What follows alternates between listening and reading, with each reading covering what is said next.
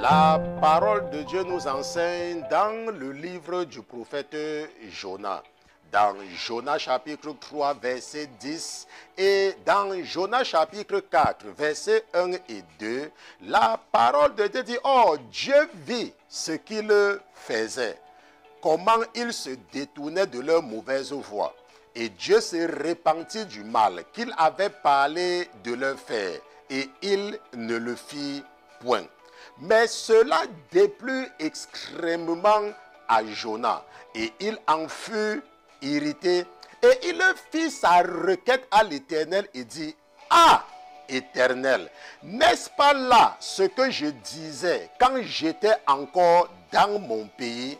C'est pourquoi je voulais prévenir cela en m'enfuyant à Tarsis, car je savais que tu es un Dieu miséricordieux, compatissant, lent à la colère et abondant en grâce. La parole de Dieu dit que l'Éternel avait vu que les gens de Ninive avaient changé. La parole de Dieu dit que les gens de Ninive, l'Éternel avait vu comment ils se détournaient de leur mauvaise voie après les avertissements de Jonas.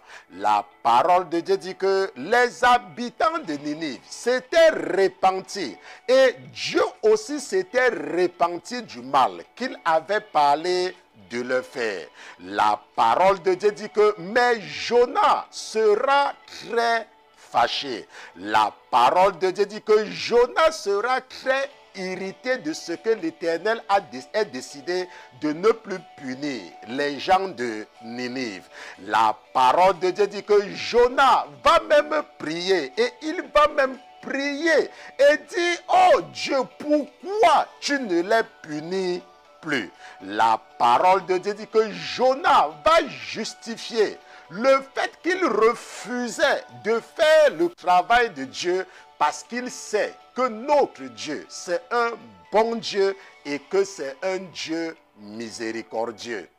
Je ne sais pas comment l'ennemi s'est arrangé à faire que tu sois et que tu marches sur les pas de Jonas.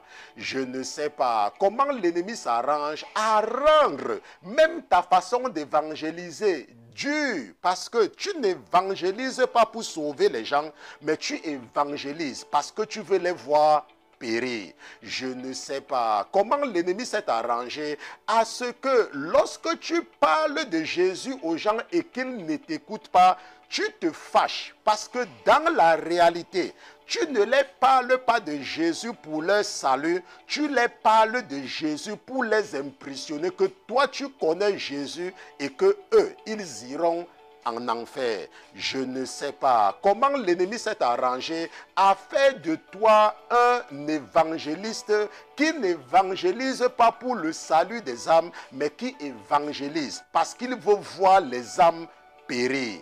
Mais ce soir, la parole de Dieu a mis dans le cœur de ton frère et serviteur que je suis de t'aider à comprendre que tu n'évangélises pas parce que tu veux voir les gens aller en enfer, mais tu évangélises parce que tu veux qu'ils se répandent. Et que les paroles de ton évangélisation doivent les encourager et les paroles de ton évangélisation doivent les amener à comprendre que Dieu est bon et non que Dieu va forcément les envoyer en enfer.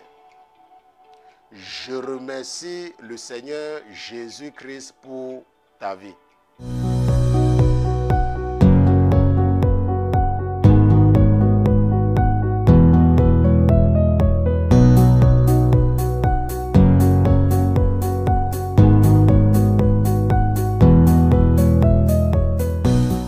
Si tu penses que cette vidéo pourrait bénir d'autres personnes comme elle t'a béni, n'hésite pas à la partager.